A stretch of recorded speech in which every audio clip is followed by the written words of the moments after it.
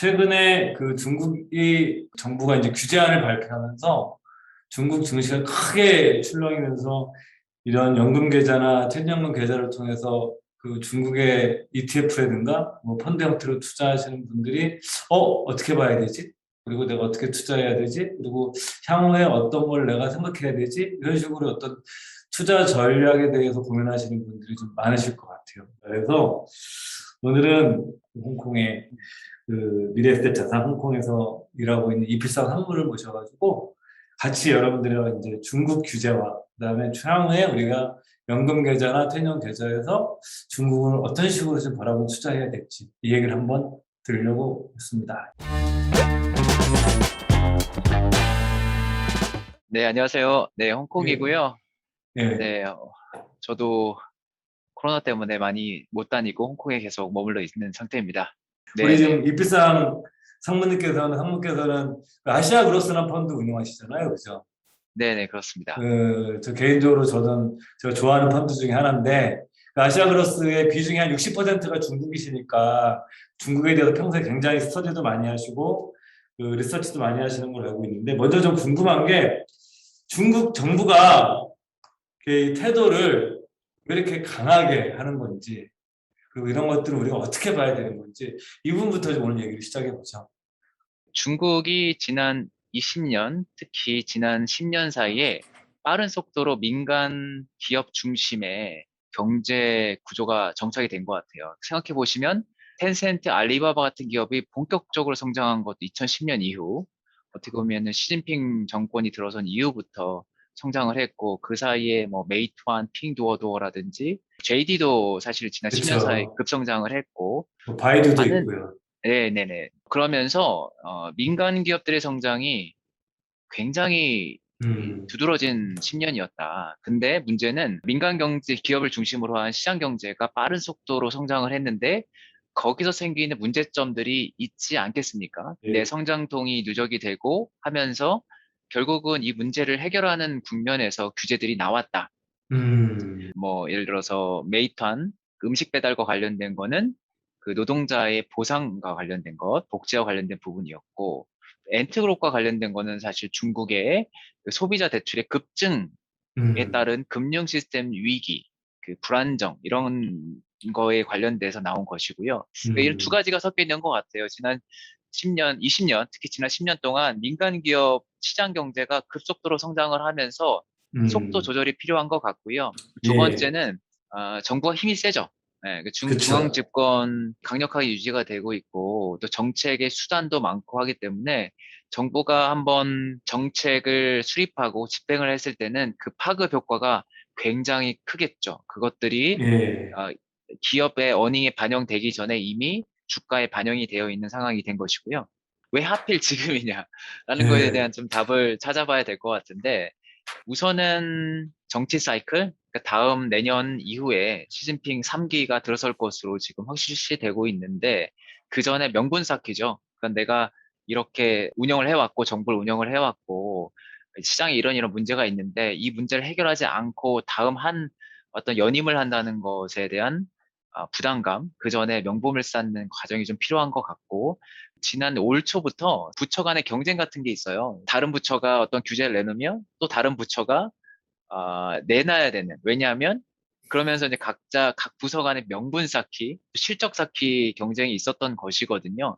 그래서 그게 이제 쌓이고 하다가 이번 여름에 폭발적으로 집중이 된 것 같습니다. 이 규제로 인한 지금의 시기가 어떤 새로운 도약을 그로 갈 수 있는 확률이 높은지 아니면은 이 규제 자체에서 다시 한번 중국식 자본주의가 소위 말해서 세계에서 가장 성공한 자본시장을 가지고 있는 미국식 자본주의에 비해서 주주 입장에서는 굉장히 우위에 있는 것이 아니라 열위에 있는 시장이 되는 것일까? 사실 이 두 가지가 되게 뭐 답은 없지만 그게 굉장히 궁금하거든요, 저는. 예. 네네네. 이게, 이 미국과 이제 비교를 말씀을 해주셨는데, 아무래도 중국은, 좀 다른 이머징 국가, 다른 일반적인 국가들과 비교를 하는 게 맞는 것 같습니다. 그러니까 미국이라는 나라는 자본주의를 아주 극단적으로 시스템적이나 문화적으로나 사람들에 대해 관행이라든지 이런 것들이 극단적으로 형성된 케이스이고 완전히 다른 시장인 것 같고요. 왜 이런 말씀을 드리냐면 저희도 이제 미래셋 그룹으로서 저희가 이제 이머징 국가, 다양한 국가를 많이 관찰을 하게 되는데 투자를 위해서 이게 그 사회마다 사회 문제와 모순이 많은 거죠. 그러니까 아까 말씀드린 여러 가지 그 규제의 배경은 중국이 시장주의를 하면서 쌓아왔던 모순들, 에, 빈부격차를 포함하고 또 잘못된 관행들, 예를 들어서 말리바바 같은 경우가 자기 플랫폼에서 물건을 팔면 다른 플랫폼에서 팔지 못하게 간접적으로 막는다거나 이런 것은 뭐 불공정 행위인 거죠. 이런 것들이 횡행을 하다가 이런 사회 문제들이 쌓였던 것인데 이런 문제를 해결하지 않고 가는 것이 오히려 더 위험한 거다. 예, 시스템적으로는. 예, 이건 한 번씩 다 털어주고 문제가 생길 때마다 해결을 해주고 가는 게 맞는 것이고 그래서 이제 누군가가 해야 되는데 그게 이제 정책으로 중앙에 의해서 반영이 되고 있는 거죠. 예를 들어서 메이턴의 음식 배달원에 대한 복지, 보상에 대한 요구는 그 사실은 이런 거죠. 다른 국가 같은 경우는 그 배달원들이 모여서 시위하고 우리 월급 좀 올려달라라고 우리의 그 근무 조건을 개선해달라라고 요청을 해야 되는데 예, 노조를 만들어서 네, 그죠? 그죠. 예. 그게 이제 어떻게 보면 한국이 경험했던 것인데 중국은 그건 아니고 중앙에서 그걸 기업들로 하여금 강제를 하는 거죠. 사회 모순이 커지면 그걸 감당할 수 없거든요. 기업들이 나중에는. 정치적인 변형을 맞을 수밖에 없는 것이고. 근데 중국은 그런 리스크가 올라오는 것을 계속 이제 쳐내는 거죠. 가지치기 하는 것처럼. 저는 중국 경제의 지속성을 위해서 나온 것들이라고 보는 게 맞다라고 봐요. 예, 그러니까 이게 이제 중국 정부가 시장을 억누른다기보다는 시장이 갖고 있는 시장 실패 혹은 시장의 과도한 불공정 행위에 대해서 문제를 해결하는 것이고 이걸 안 하는 게 오히려 더 위험한 거라고 저는 생각을 하고 있고요. 그런데 그럼에도 불구하고 이제 주식 투자하는 사람 입장에서는 아주 좋은 환경은 아니죠. 이게 저, 시장에 의해서 시장의 수급에 의해서 어떤 기업의 매출이 결정이 되고 기업의 이익이 결정이 되는 게 아니라 정부가 아주 강력한 규제를 통해서 자기가 시장의 논리를 어느 정도 바꿔놓는 것이기 때문에 투자자들한테는 좋지 않고 그래서 중국의 프리미엄보다는 디스카운트를 계속 적용하게 될 논리들이 생기는 것 같아요. 그게 이제 네. 이번 국면에서 홍콩 증시 또 중국 기업들이 크게 하락한 측면이 있고요. 그런 규제의 영향을 받는 것은 또 한편으로 보면은 중국 경제의 아주 일부분이라고 생각을 합니다. 예. 왜 일본이라고 생각하세요? 그러니까 이게 저희가 이 주식 투자하는 사람 입장에서는 저희가 아무래도 인덱스를 보게 되잖아요. 근데 중국의 인덱스가 놀랍게도 전 세계에서 인터넷 기업이 제일 많은 인덱스예요. 그러니까 우리들 몇 머릿속에, 퍼센트나 되나요? 몇 퍼센트? 지금은 이제 한 연초만 해도 한 45%가 넘었고요. 그러니까 중국 MSCI 차이나 인덱스 기준에서, 그러니까 우리가 이제 외국인으로서 보통 이제 글로벌 투자자들이 중국에 투자를 한다고 하면 가장 많이 보는 게 MSCI 차이나 인덱스라는 지수인데 그 안에서 인터넷 기업들, 인터넷 비즈니스 모델이 차지하는 비중이 거의 50%에 육박할 정도였어요, 연초에. 지금은 이제 40% 미만이 되긴 했습니다만 이 40%라는 숫자도 글로벌 어떤 인덱스와 비교해서 인터넷 기업이 너무 많은 거예요. 미국만 하더라도 15%가 안 됩니다. 그러니까 야, 우리들 머릿속에서는 미국 하면은 모든 인터넷 기업들, 아마존, 그쵸. 알파벳, 예, 뭐 이런 기업들이 몰려있는 기업이니까 당연히 엄청 많을 거라고 생각하는데 미국은 생각보다 인터넷 기업의 비중이 낮고요. 오히려 중국 인덱스가 이상하리만큼 인덱스에 인터넷 기업이 많았던 거죠. 그게 어떻게 보면 약간 좀 음, 비정상적인 모습? 그러니까 중국이라는 경제를 인터넷 기업이 다 대변할 수는 없었음에도 불구하고 너무 많았던 거죠. 그런데 인터넷 기업들이 다 규제로 영향을 받았잖아요. 이게 인덱스는 많이 하락을 했고 이제 사람들 머릿속에서는 중국 지수가 안 굉장히 많이 좋은데 그 빠진, 이유가 굉장히, 예, 빠졌는데 급락했다고 그런 거죠. 네네 급락을 했는데 그게 인터넷이라는 생각보다는 그냥 중국이 다 안 좋은 것처럼 생각을 하는 거죠. 근데 음, 저희가 갖고 있는 뷰 혹은 제가 자주 말씀드리는 것은 인터넷은 중국의 일부이고 중국 경제 혹은 중국 산업에서 저희가 누릴 수 있는, 찾을 수 있는 투자 기회는 오히려 다른 쪽에서 많다. 특히 신성장 산업들. 뭐 잘 음, 아시는 배터리 산업이 됐든 혹은 뭐 클린 에너지 산업이 되었든 혹은 제가 정말 생각할 때 중요한 것은 그냥 중국의 제조업 일반이에요. 뭐 자동화도 그렇지만 제조업이 여전히 강하기 때문에 제조업 부분에서 계속 글로벌 기업들이 배출이 될 것 같거든요. 근데 이런 음, 부분은 인덱스에서 생각보단 작은 부분이었죠. 예. 그러니까 음. 저희는 인덱스 말고 이런 부분에 좀 집중적으로 봐야 될 필요가 있는 것 같아요. 그렇다면은 중국의 투자는 여전히 볼 게 많다. 왜냐하면 성장하는 기업들이 있으니까 글로벌 브랜드가 될 수 있을 만한 잠재력 있는 기업들이 많기 때문에 주식 투자 대상으로서 여전히 매력적이다. 그렇다면 지금 말씀하신 것처럼 어떤 관점에서 중국의 이제 기업이나 섹터들을 봐야 되는지 장기 투자적 관점에서 그래서 뭐 어떤 중국의 산업과 기업을 보는 시각을 전에 한번 저 어떤 자료에서 한번 선별 기준을 두 가지를 제시하셨던데 그 뭐 초기 성장 국면에 있는 산업, 뭐 글로벌 경쟁력인 기업들 판별하기 위한 두 가지 기준들을 제시한 것인 것 같아요. 제가 보고 한번 첫 번째가 뭐냐면 중국 사회가 필요로 하는 산업 혹은 서비스인가? 그리고 사회적 가치에 부합되느냐? 이런 퀘스천이 필요하다. 그 두 번째는 글로벌 시장에서도 경쟁력을 확보한 산업 기업인가? 수출 잠재력이 있는가? 이 두 가지 그 기준을 가지고 향후 봐야 된다라고 말씀하셨으니까 먼저 중국 사회가 필요로 하는 산업 혹은 서비스인가? 사회적 가치에 네, 부합되는가? 사회적 가치는 지금 이게 중국 규제하고도 관계가 있는 거죠. 그러니까 맞습니다. 중국 규제가 사회적 가치에도 포함되어 있고 사회적 가치에도 맞으면서 그 다음에 중국 사회가 필요로 하는 산업 이런 것은 도대체 어떤 것인가요? 그 사회적 가치는 지금까지 말씀드린 거 연장선이죠. 그러니까 중국 예, 내에 갖고 있는 어떤 빈부 격차라든지 혹은 불공정 행위들 이런 것들이 사회적 가치에 반하는 것이죠. 이런 것들을 해결하는 방향으로 각 산업별로 조정이 들어가는 것인데 그런 조정이 많이 필요한 산업 같은 경우에는 좀 만만치 않다. 여기서 말씀드린 사회적 가치라고 하는 거는 여기서 기준은 명확하죠. 뭐냐면 미국으로부터의 독립이죠. 아, 그러니까 모든 영역에서 미국에 의존하지 않고 중국 내에서 모든 것이 자립자족할 수 있는 이 자립자족을 하면 약간 이제 폐쇄적으로 들어간다고 이해를 하시는데 그건 아니고 미국으로부터의 독립인 거예요. 그러니까 다른 국가와는 거래를 하되 미국과는 거래하지 않고도 물론 거래는 하죠. 하지만 미국에서만 생산되는 물건이 있고 그거에만 의존할 수밖에 없는 거래는 하지 않겠다라는 것이죠. 예, 종속되지 않겠다는 거죠. 네, 종속되지 않겠다는 것이고, 예, 대등하게 하겠다는 것이고, 이 사회적 가치가 이 트럼프 시대, 그 다음에 심지어는 이제 바이든 정권 하에서도 더욱더 강화가 되고 있죠. 예, 더욱더 중요한 화두가 되고 있고, 이거를 가장 많이 느끼고 있는 게 바로 반도체 산업이고, 그렇죠. 예, 반도체 산업에서, 이게 너무나 절실해진 것이죠. 그 다음에 또 하나는 에너지 산업. 그러니까 미국이라는 에너지 나라는 뭐 우리가 천조국이라고도 많이 표현하지만 다 갖고 있잖아요, 미국은. 다 갖고 에너지도 있죠. 네, 뭐 예, 쉘 혁명을 통해서 뭐 원유도 엄청나게 생산하는 자립 국가가 됐고 예, 미국도.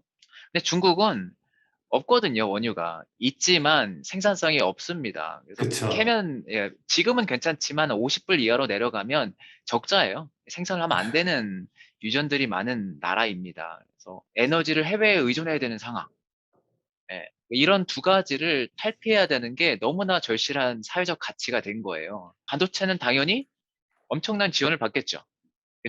중국의 모든 힘을 집중을 해서 반도체 산업은 육성을 할 수밖에 없고요. 그 다음에 에너지는 뭐 석유가 없는데 뭐 에너지를 뭐 어떻게 할 수는 없잖아요. 그렇다고 해외를 뭐 어떻게 할 수 있는 건 아니고 해외로 가는 순간 그때부터 이제 미국의 해군의 통제를 받는 거기 때문에 예, 기본적으로 중국 내에서 다 이 에너지를 생산을 해야 됩니다. 그게 바로 태양광이 되는 거죠. 태양광과 음, 풍력이 되는 것이고 이걸 혹은 이제 전기차도 결국은 이 디젤과 가솔린을 시입할 필요가 없는 걸 의미하는 것이기 때문에 이것 역시도 미국에 대한 의존을 줄일 수 있는 가장 중요한 사회적 가치가 되는 것이죠. 이런 쪽은 어, 정부의 지원을 받지 않을 수가 없고요. 앞으로 더 많이 받을 거라고 생각을 합니다. 이게 이제 제가 생각할 중국을 바라볼 때, 중국에 필요한 것들, 그런 서비스와 재화를 공급하는 산업들, 이런 산업에 예, 집중적으로 좀 저희가 관심을 가져야 된다는 것이고요.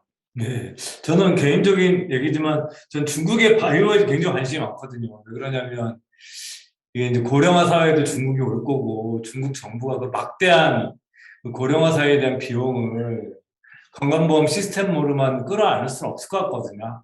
그렇기 때문에 아마 뭐 바이오 분야에 대해서는 정부가 굉장히 인센티브를 줘서 이 시장이나 기업 기능을 통해서 비용을 낮추려고 하지 않을까. 이런 생각에서 저는 이제 그 뭐 바이오테크 ETF 같은 것들 연구해서 좀 하고 계신데, 타이거 솔라이티브 차이나 바이오테크인가요? 거기 직접 상품을 개발하시지 않으셨나요, 그런 거를? 말씀하신 바이오텍도 그렇고, 클린 에너지도 그렇고, 이런 중국 관련된 그 테마 상품들을 다 저희 팀이, 리서치 팀에서 기본적인 프레임워크를 만들었죠. 근데 이 산업들은 말 그대로 테마이고, 테마라고 하는 것은 성장 초기를 의미하는 것이고, 그 인덱스가 없는 거죠. 네, 그런 국면에서 저희가 이제 만들기 시작을 한 거예요. 그래서 음, 말씀하신 바이오텍도 지금도 기억나는데 너무 만들기 힘들었어요. 왜냐하면 음, 그게 2년 전이잖아요. 2년 전에는 중국의 그러니까 바이오텍이라는 것은 바이오텍 이꼴 그 신약 개발을 할 수 있는 능력이 있는 회사들이에요. 신약 개발 능력이 있는 회사들인데 그것 중에서 상장된 기업이 많지가 않았어요. 그때는. 예. 그래서 그때는 그거를 잡아내기 위해서 방법론을 세우는 게 쉽지가 않았어요. 좀 고생을 많이 했었고, 굉장히 몇 개월을 고민을 많이 했었죠. 어떻게 하면 방법론을, 관련된 기업들을 잘 골라낼 수 있을지에 대해서 고민을 많이 했고, 근데 다행스럽게도 저희가 만들고 나니까 이게 바이오텍 기업들이 엄청 들어와 있는 거죠. 말씀하신 중국의 바이오텍이 말씀하신 딱 그 밸류가 있어요. 그러니까 중국이 이제 노령화가 너무 심하게 가고 있고, 또 이게 아시겠지만 이 의료 관련된 비용이 정말 사회적인 부담이거든요. 그렇죠. 근데 이걸 놔두면 어떻게 되냐면요. 결국은 돈 있는 사람들만 의료 혜택을 보게 돼요. 왜냐하면 국가가 제공하는 건 제약적이고, 뭐 결국은 돈 있는 사람들 자기 돈을 써서 좋은 치료를 받겠죠. 근데 중국이 지향하는 바는 그건 아니거든요. 그러니까 모든 사람들에게 비슷한 수준의 복지를 제공하는 게 아무튼 이상이죠. 이상인데, 이 비용, 의료와 관련된 비용이 올라가는 인플레이션이 생기는 것을 방치를 하면, 원래 생각했던 이상과는 너무 멀어지는 것이죠. 이거를 반드시 해결해야 된다. 어떻게 해야 되냐면, 바로 신약 개발을 통해서이다. 라는 게 제가 갖고 있는 답이에요. 그러니까 미국에서 개발된 약을 들여오면, 우리는 그 미국에서 개발되는 약값을 그냥 받아들일 수밖에 없어요. 예를 들어서 요즘은 뭐 키트루다나 옵티보나 뭐 항암제로서 굉장히 효능이 있다라고 인정이 되는 약들은 1년에 3, 4억씩. 근데 놀랍게도 중국에서 만들어낸 혁신 신약들은 비슷한 메커니즘을 갖고 비슷한 효능을 갖고 있는데 미국에서 판매되는 약값의 10분의 1 수준, 한 오, 2천만 원 미만에서 지금 가격이 결정이 되어 있어요. 이 기업들은 그걸 만드는 기업들은 돈을 또 여전히 잘 법니다. 예. 이게 참 놀라운 이제 어떤 변화를 우리가 보고 있는데 신약 개발도 이게 중국 가격이 적용이 되기 시작하는 거예요. 그러니까 우리가 마치 그러니까 옷을 중국에서 만들면 싸잖아요. 봉제 인형을 중국에서 만들면 쌌었고 지금은 핸드폰을 중국에서 만들면 싼데 다음 단계의 차이나 코스트는 아, 신약이 되는 거죠. 그러니까 중국에서 만들어진 어떤 혁신 신약들의 가격이 글로벌 가격의 10분의 1로 책정이 되면서 그러면 중국의 시스템에 갖게 되는 의료 비용 부담은 낮출 수 있는 것이고 음. 심지어는 한 단계 더 나아가서 중국에서 만들어진 혁신 신약들이 또 해외로 수출이 되겠죠. 이 가격 뭐, 그렇죠. 차이가 가격 경쟁력이 있으니까. 네. 무시무시하게 크기 때문에 미국에는 조금 애매할 수는 있습니다만 유럽에도 갈 수 있다라고 보고요. 뭐 당연히 이머징 국가에는 너무나 좋겠죠. 이머징 국가들은 비싸서 좋은 약의 혜택을 못 받고 있는 상태인데 중국에서 그런 약들이 나온다면 뭐 부인할 필요가 없을 것 같아요. 그래서 음. 중국 입장에서는 이 바이오텍이라는 산업이 첫 번째로는 의료 비용을 낮춤으로써 의료 혜택을 전 국민들에게 해줄 수 있는 기반이 되는 것이고 또 한편으로는 미국에 대한 의존을 없앨 수도 있는 거죠. 미국이 물론 제가 볼 땐 약을 가지고 뭐 미국과 중국이 이게 완전 배타적으로 갈 건 아니라고 봅니다만 뭐 아무튼 미국 기업에 돈을 많이 지불하고 수입을 하는 것을 막을 수가 있는 것이고 그리고 세 번째는 결국 또 다른 종류의 수출 산업으로 자리를 잡을 수가 있는 것이죠. 그러니까 중국이 이제 처음에 저가 제품을 만들면서 미국에 수출하고 그거를 가장 많이 그 생활용품으로 들어왔던 게 월마트잖아요. 그래서 그렇죠. 미국의 국민들의 물가에 가장 영향을 미치는 게 한때 우스갯소리로 그 중앙은행이나 정책이 아니라 월마트가 얼마나 서칭을 잘하느냐가 미국의 물가를 조정한다 이런 말도 있을 때 그때 중국이 있었기 때문에 사실 월마트가 그 물가를 낮출 수 있었다는 얘기를 했었거든요. 그러니까 이제 이런 것이 이제 신약에서 나오게 되면 그것이 바로 아까 두 번째 강조하셨던 글로벌 시장에서 경쟁력을 확보한 산업이나 기업이면서 수출할 수 있는 그런 분야들. 이런 분야들도 한번 점검해 주시면 좋을 것 같아요. 어떤 분야들이 있는지. 우리가 생각하는 전통적인 수출 산업들이 여전히 잘 되는 것 같습니다. 특히 새롭게 성장하는 제조산업, 신성장 제조산업에서는 중국이 잘할 가능성이 굉장히 높아요. 이미 우리는 배터리에서 그거를 보고 있죠. 그 다음에 태양광 패널에서도 이미 그거를 증명이 됐고, 그 외에 우리가 알고 있는 하이텍 IT 디바이스들, 핸드폰이라든지 스마트폰, 혹은 뭐 여러 가지 홈 어플라이언스, 가전들, 이런 것들에서도 중국 기업들이 잘하는 것이 보입니다. 신성장 산업들, 이런 것들이 나올 때마다 중국에서 계속 기업들이 배출이 되고 있는 게 보이거든요. 제가 조금 이제 다시 한번 정리를 하면, 이 중국에서 글로벌리 1등 될 수 있는 기업들이 굉장히 많아서 저희 투자자 입장에서는 투자할 만한, 그러니까 한 개 정도가 있는 게 아니라 굉장히 많고 그 안에서 우리가 선별해도 충분히 괜찮을 만한 인베스트먼트 유니버스가 있다. 그래서 우리가 이런 부분에 관심을 가져도 된다라는 얘기인 것이고요. 탑티어 분야들이 지금 그 일반 투자자분들이 보시기에 쉽게 이해할 수 있는 분야가 이제 배터리나 태양광 같은 분야가 중국이 지금 1등인 거죠. 1등 기업들이 나온 거죠, 지금 현재. 그렇죠. 네네. 그리고 이게 음, 이제 많은 지금 시사점이 있는데 이런 것 같아요. 그러니까 말씀하셨듯이 각 분야별로 그러니까 어떤 지역에서 좋은 기업들이 많이 나오려면 몇 가지 어떤 배경 환경이 필요한 것 같습니다. 그 안에 1등 기업이 있어야 돼요. 이 그쵸. 리딩하는 기업이 1등, 있어줘야지 이제 그 밑에서 있는 서플라이 체인에 있는 기업들이 같이 올라가는 거죠. 혹은 삼성전자 이들이 하나를 보면 우리가 경험할 수 있는 거죠, 우리나라 사회에서. 그죠. 그쵸. 이제 네. 그러면서 이제 만들어낸 어떤 에코시스템이라는 게 있는 것이고 뭐 실리콘밸리가 대표적인 사례죠. 실리콘밸리라는 것 자체가 굉장히 좋은 생태계가 되면서 거기서 스타트업들을 계속 양성을 하고 있고, 이제 타이완도 비슷한 케이스입니다. 타이완에서 반도체가 잘 되는 이유도 TSMC를 TSMC. 중심으로 예. 이게 모든 서플라이 체인이 다 집약되어 있거든요. 신주라는 곳에.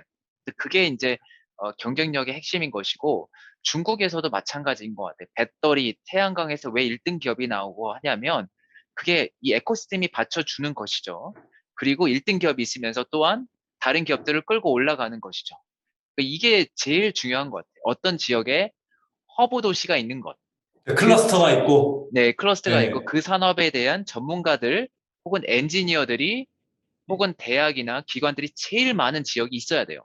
뭐 특히 이공대에 나온 고급 인력들이 있어야 되고, 그럼요. 특히. 예, 예. 특히 이제 공장 측면에서 이제 매니팩처링에서는 엔지니어들의 숫자가 굉장히 중요하고요. 그쵸. 뭐 사실 핸드폰만 하더라도 이거 뭐 엔지니어 수가 많으면 소위 말해 최적화잖아요. 있잖아요. 국가마다 다 들어갔을 때 통신 이제 인프라가 다르기 때문에 그거에 맞춰서 또 만들어줘야 되고 이 최적화 과정하는데 들어가는 인력들, 소프트웨어 엔지니어가 됐든 공장에서는 아무튼 엔지니어들 이런 사람들이 많아질수록 제품의 퀄리티가 올라가는 거죠. 근데 그런 음. 사람들이 많이 모여 있어야 되고, 근데 그것들이 이제 배터리나 태양광에서 보여지는 거죠. 아, 이 중국은 배터리는 뭐 잘하겠네. 사람이 너무 많고요. 그다음에 1등 기업이 있고, 그 다음에 이제 비슷한 얘기긴 합니다만, 제가 제일 재밌게 생각하는 것은 이제 중국을 관찰하면서 서플라이 체인이 있으면 보통 이제 제조를 해요. 어셈블리를 합니다. 근데 거기에 들어가는 부품이 있는 것이고, 그 부품을 만드는 장비 산업이 있는 거잖아요. 그쵸.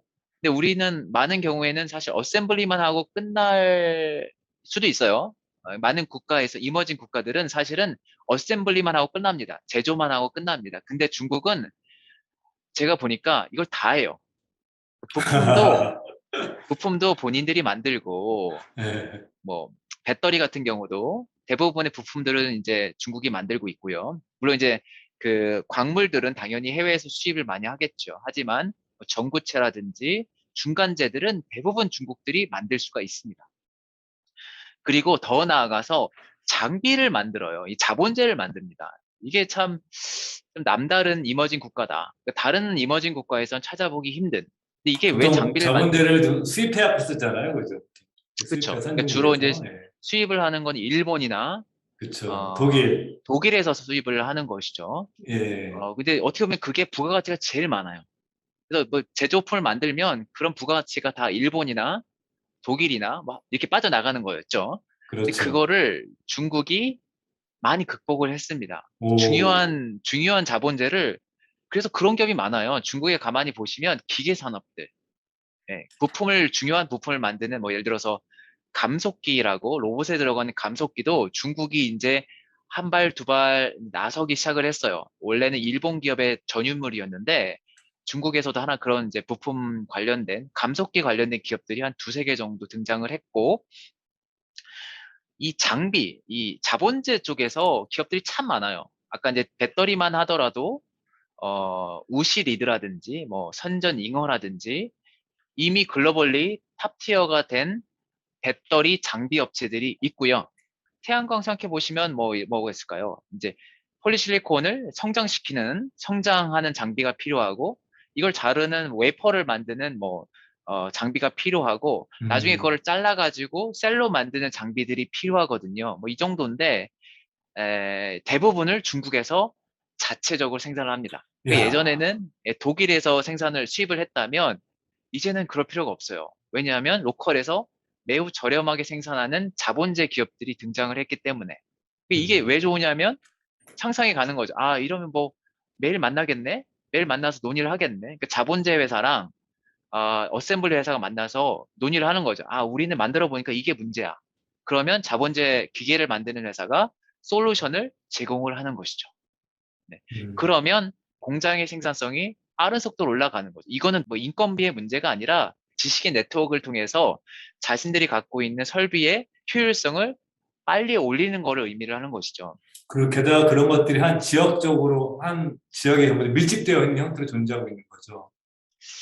그쵸. 많은 경우에는 몇 개의 허브 시티가 존재를 하는 것 같아요. IT 하드웨어, IT 제조와 관련해서는 선전을 중심으로 한 광동 지역이 중심이고, 바이오텍은 지금은 이제 상하이를 중심으로 한 상하이에 거기 과학 단지들이 있어요. 과학기술 단지들이 있는데 거기에 대부분의 스타트업들이 다 몰려 있죠.